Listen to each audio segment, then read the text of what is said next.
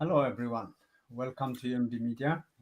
We are live today after the statement issued by Tigray Army's military command on the launch of a large-scale offensive by Ethiopia and allied forces on the South Front.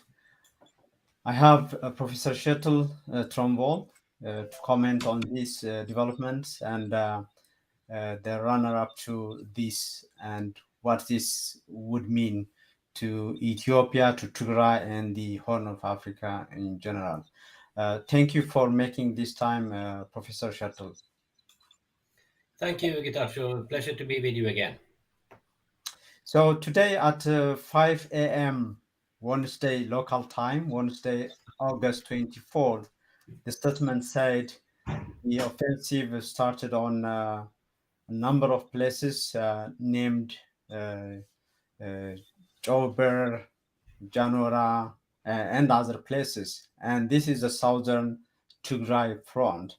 But they also mentioned about this as supporting the main front, what they call the main front in western Tigray. So first off, it has been maybe a day or two since you tweeted warning, alarming the world about a possible and imminent, maybe all-out war. So how did you learn about this new front and all-out war looks like?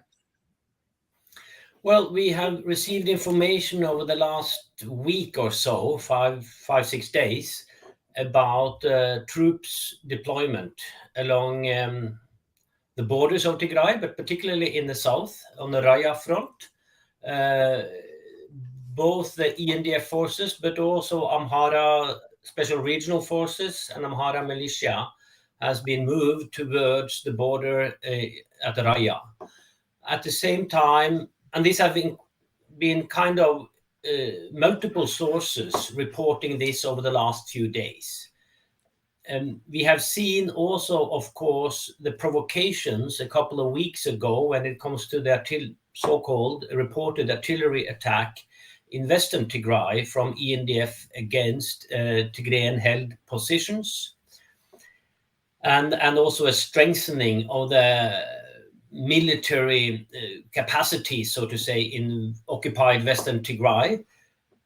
This in combination also with some of the statements from official military command of Ethiopia, which have been quite odd in terms of very confrontational language and also some caricatures of killing Dr. Debretsion, for instance.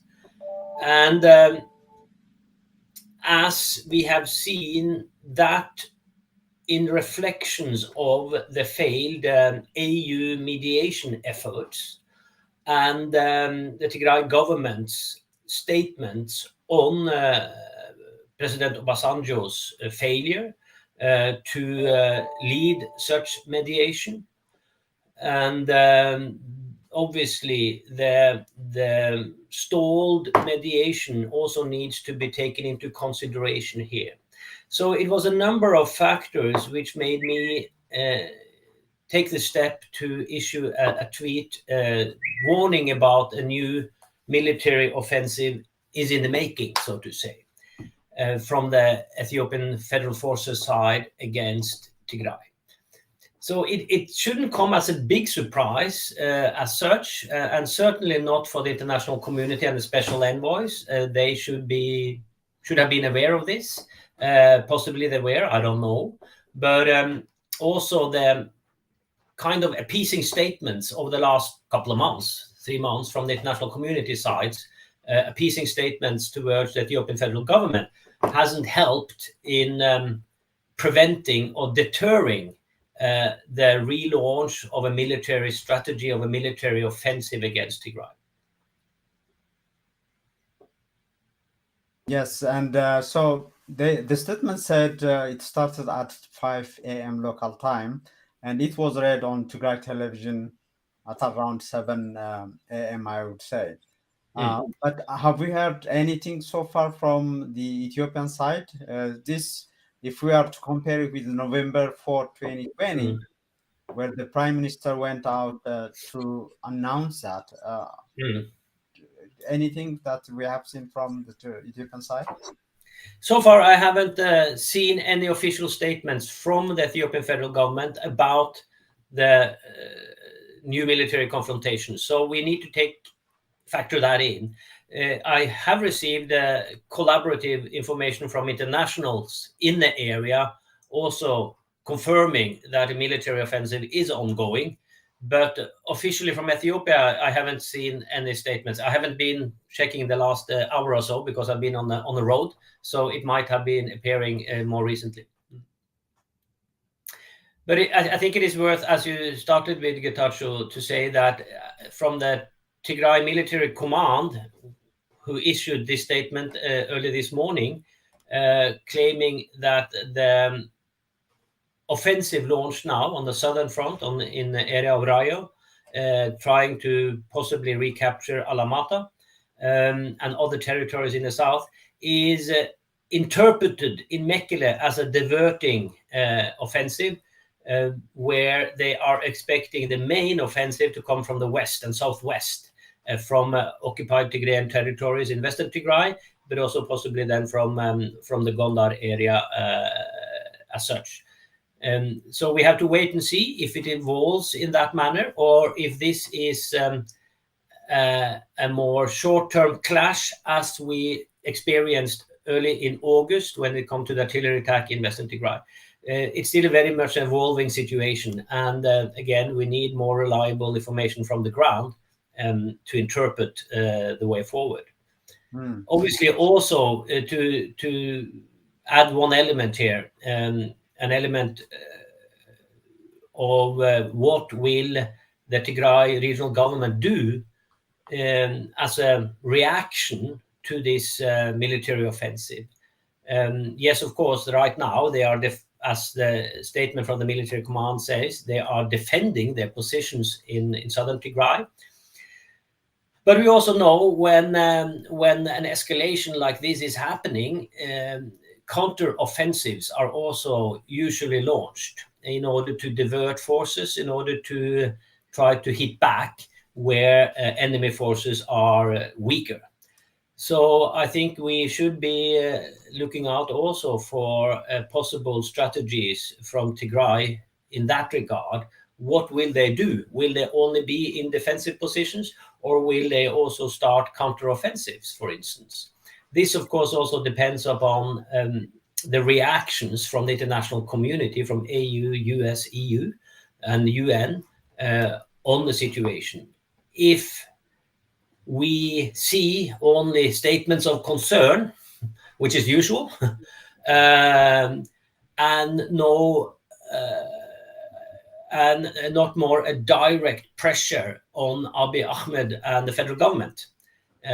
If that direct criticism and pressure on the Addis Ababa is lacking, I think Tigray and the Tigrayan government will interpret this as that they need to take action into their own hand, to use that term. One thing that was noting UMD media reported was 15 hours from the reported time, the start time of the launch of the what they call large-scale offensive, the FDR Defense Force on its official Facebook page, which is a verified account, they were warning media and media personalities about not reporting on troops mobilization. And one statement that captured my attention was where they say, except those who have permission to report on the war. This is 15 hours, prior to this reported launch. One thing that was mentioned by the statement from the Tigray military command was the which divisions took part in this launch. So they mentioned about infantry divisions 2 and 6 and 8, and they mentioned about mechanized divisions of 2, 6, and 8, and of course Wollo, Fano, divisions of Amhara Special Forces and militia from Wollo. But we have been hearing about Eritrea mobilizing its troops to the border as well. Actually, yesterday we heard from sources in Eritrea about almost no military in mainland or in the center of the country. Most are mobilized to the border. So what do you see, how do you see this play out in terms of Eritrea's involvement compared to what was last year or year before?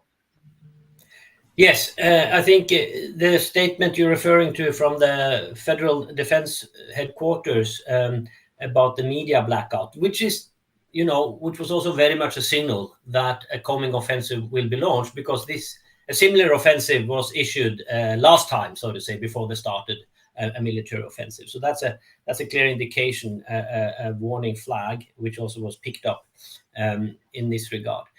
I think Eritrea here will again be crucial to keep an eye on. And so far, we haven't heard as of this morning, we haven't heard that Eritrean forces have engaged on the northern front to an attack on Tigray.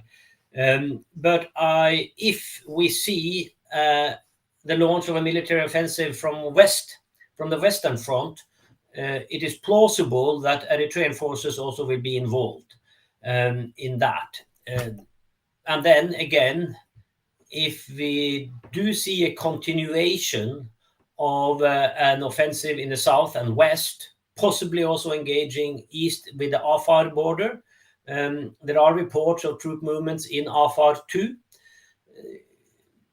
Of course, the next step will be Eritrean forces again engaging in the north, as we saw in November 2020.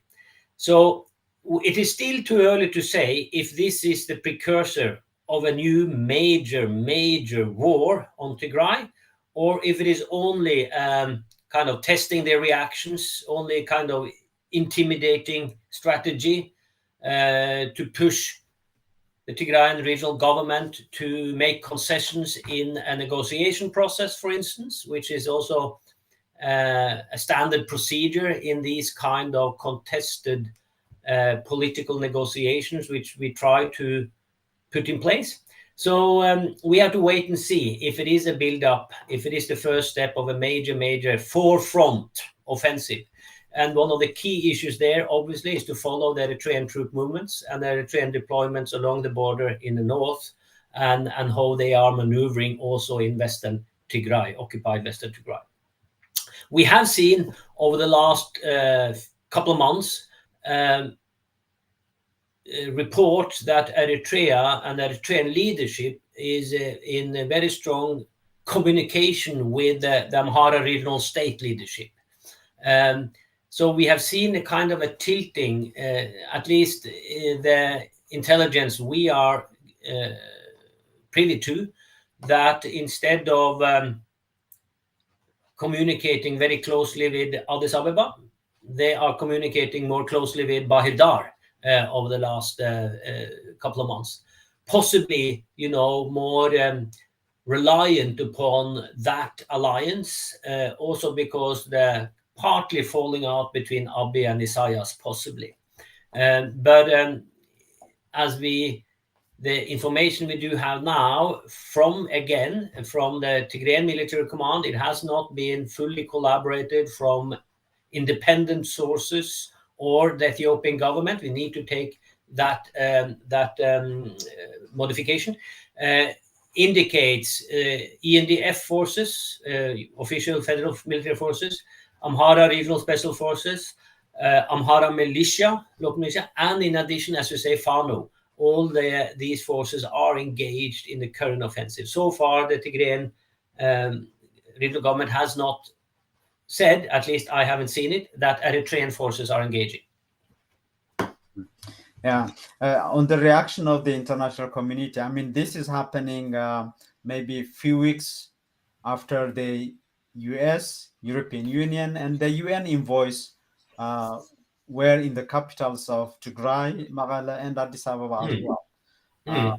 So what does this tell us? Is there again a misreading or a misunderstanding, or is it again the Ukraine-Russia factor playing a big role in terms of dumping this?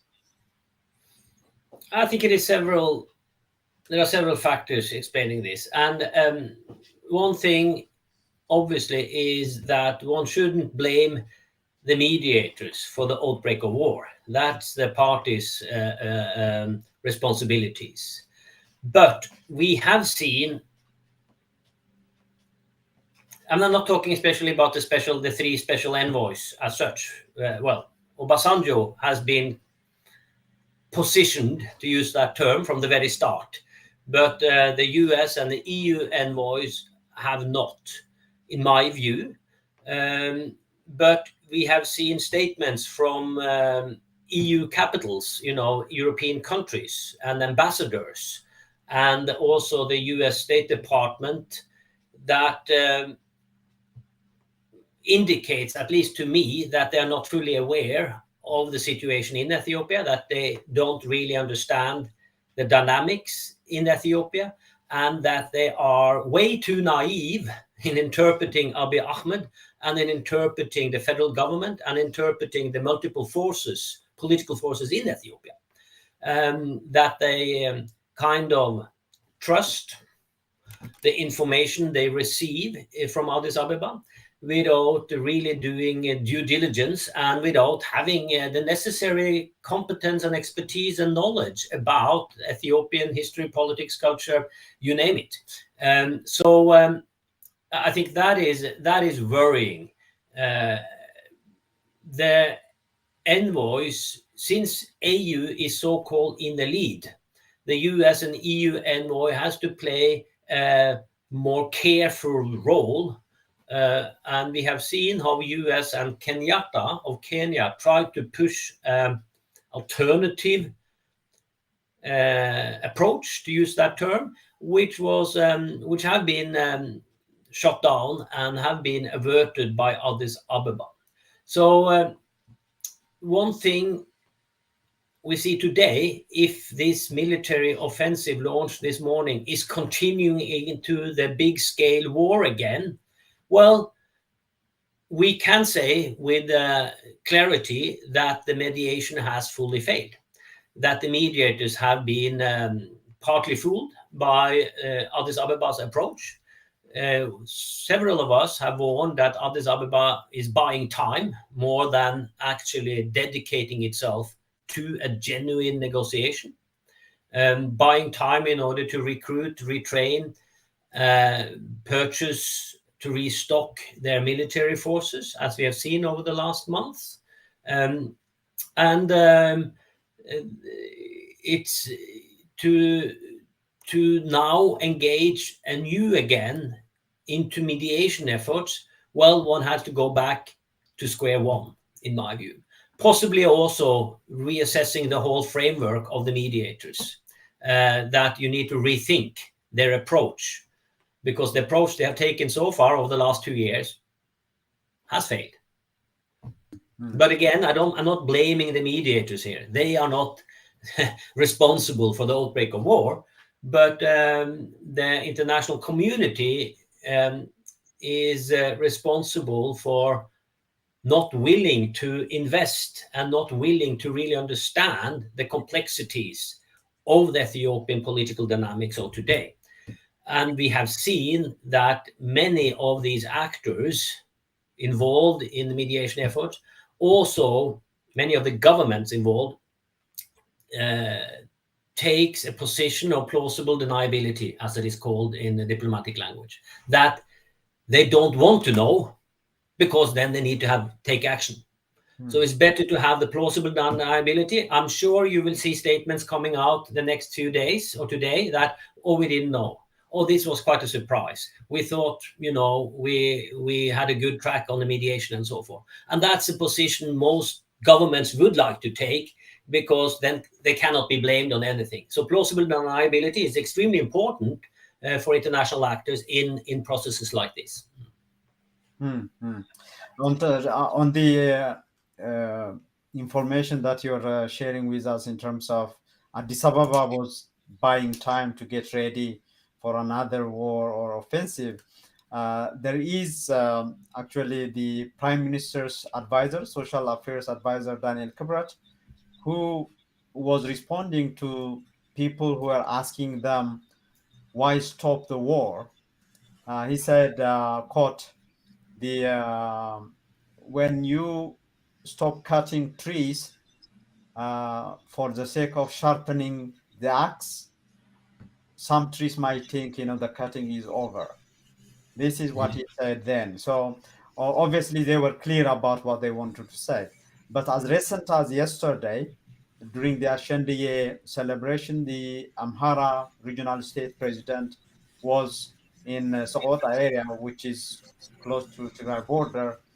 He actually took the opportunity, he said, to call to the people of Tigray to join the fight against the war against actually TPLF and so on. So the signals were all over the place, like you are also alluding to. So, like you said, there is a lot to wait and see how Ethiopia, Addis Ababa, says officially about this, and what would be Eritrean and so on.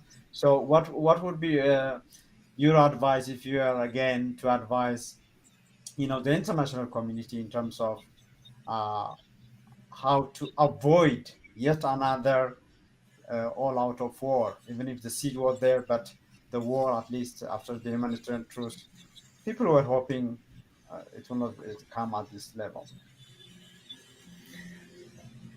Yeah, it is difficult to give concrete advice because the situation is very fluid, it's extremely complex, and we also know that the political maneuvering space for Abiy Ahmed is rather limited, restricted, because he is relying his political base, his core political base, is rather weak. So he needs to build alliances and rely on other political fractions in Ethiopia to prop up his government, to prop up his power. So he cannot give too much. For instance, on West Tigray, it's obvious that Abiy Ahmed cannot give West Tigray back to Mekele in a negotiation process, because that will create a new war with Amhara regional leadership against Addis. So, and there are several elements of that. We have seen an increase in humanitarian access to Tigray over the last 3-4 months, which is very good, but it's not fully unimpeded. But that he has managed to give in order to again receive the international recognition, and not least to receive international assistance and donor money. So the international community again have to take a step back. We know that, for instance, the EU countries just last week were strategizing on how to reconnect fully with the massive development aid to Ethiopia, which have been suspended partly because of the war. Things like that need, of course, to stop. I think the World Bank, the IMF, EU, US, everyone needs to reconsider the development aid relations also to Ethiopia. That, I think, is one of the few sticks the international community has to try to influence the policies of Addis Ababa. It is the economy and how to assist a collapsing Ethiopian economy. It is, but that stick is also very difficult to use because the collapsing Ethiopian economy is hurting ordinary Ethiopians across the country. To hold back finances, to hold back development aid doesn't hurt Abiy Ahmed, Arat Kilo, or the palace. It hurts ordinary Ethiopians. So hence, the international community are very reluctant to do that in such a dire situation the country is in, with drought, with escalating inflation and unemployment and so on. So I think the Ethiopian civil war is sadly a very good case of how little influence international community may have on such domestic conflicts, as long as the government in the country is the recognized government, and you need to relate to that adequately. The government of Ethiopia is still a recognized partner internationally and also regionally in security issues and so on. So the next step, which I don't see coming, but the next step would be, for instance, then for the US again to pick up the genocide file, which we know the State Department had prepared, and start then to launch international criminal investigation into the regime of Ethiopia for what they are conducting in terms of atrocity warfare in Tigray. I don't see that coming, but that might be the step, hypothetically. I think we will see statements of concern, statements of grave concern, statement of serious concern, but it is at the statement level. I don't see new sanctions coming on the Ethiopian government. At least we have to wait and see then how the war will evolve, if it escalates to a full-scale war again. It's still too early to say. Yeah, actually, some people were saying at least even if Ethiopia was not to launch this, the Tigray Defense Force should launch so that, quote unquote, the international community would listen, to any call of serious concern. Thank you so And much. I think that's the dilemma for the regional government of Tigray now, how to respond to this, both militarily, but certainly also politically, diplomatically. They have been withholding military options now for several months in order to both to implement the so-called humanitarian truce, but also in order to try to facilitate a diplomatic negotiating track. And we know that the pressure has been mounting on Dr. Debretsion and the regional government from the Tigrayans inside the country, but also certainly from the diaspora, that you have to do something to lift the siege, to break the siege. We cannot sit passive and let our people die. Maybe if, again, this offensive is continuing, that is the proof in the pudding Dr. Debretsion would need, and the military leadership of Tigray would need to say that, okay, this is the final straw which broke the camel's back in terms of us relying on the mediating process. We need to again go back to military options to assess that, and how can we move forward again with a military strategy in order to prepare for a political diplomatic strategy, in order to pressure the government of Addis Ababa to accept genuinely a diplomatic strategy to solve this basically political issue, which is very hard to solve militarily, at least as we see it today. Interesting. Yeah.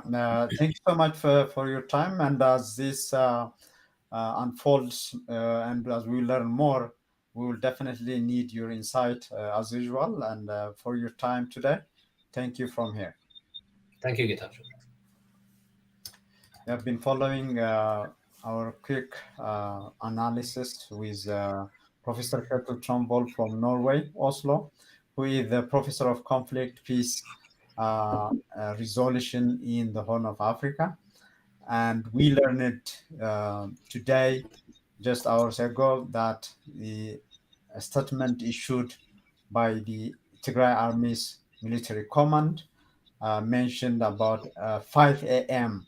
launch of a major offensive on the southern front by Ethiopian Defense Force, Amhara Special Forces, Wollo Fano, and Wollo Militia. That was read by Tigray Television, as reported earlier by EMD Media as well. Please share and subscribe so that many can access this material, and we'll be back with more information on what unfortunately had happened. An all-out war looks like on the southern front. Have a good one. Bye.